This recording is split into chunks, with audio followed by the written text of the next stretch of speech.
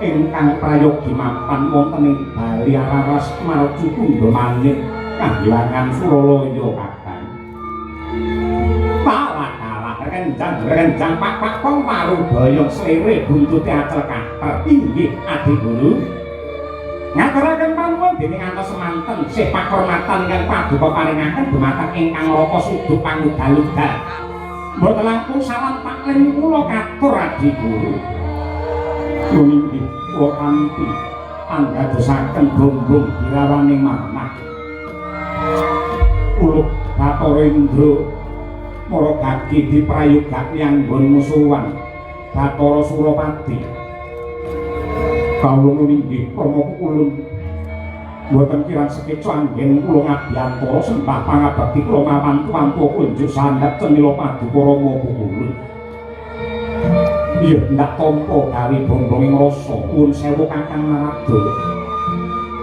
Sasampunipun jenandika satata lenggah kaliyan paring dawuh menapa darmanipun dene kahlangan ketaman goro-goro ngantos akarya horeg satemah poyang payingan solaing para haksara lan haksari pating jerit perayongan karana prahara gum ingkang anempuh wonten kahlangan Jundring Saloka. Pramila saking menika Kakang monggo aturi amedhar sabda Kakang Narada. Rumeh mulat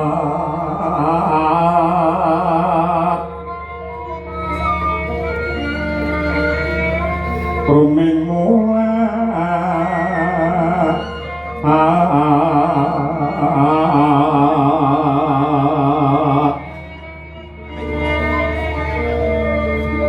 rumeng mulat Surabsari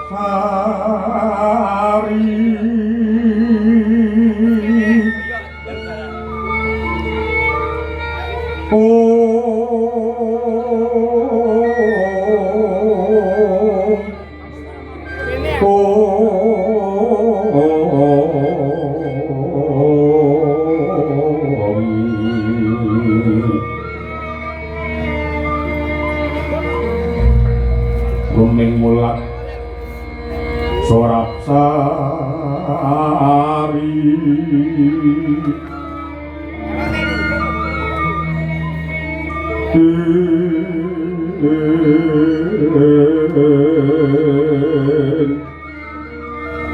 Oh